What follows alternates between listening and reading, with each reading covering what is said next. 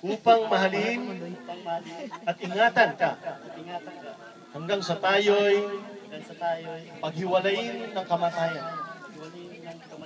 Alinsunod sa banal na kasulatan, kautusan, kautusan ng Diyos, ito ang aking taus-pusong pangako sa iyo.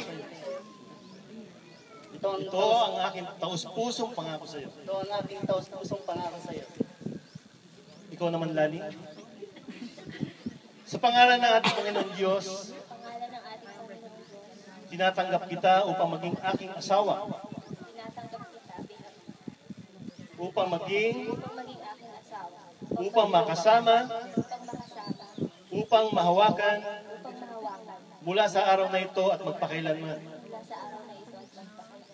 Sa hirap at ginhawa,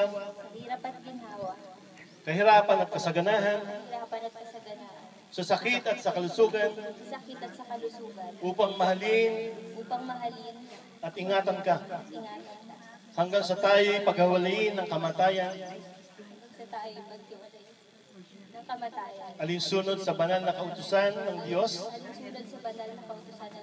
Ito ang aking taus-pusong pangako sa iyo. Makapunta.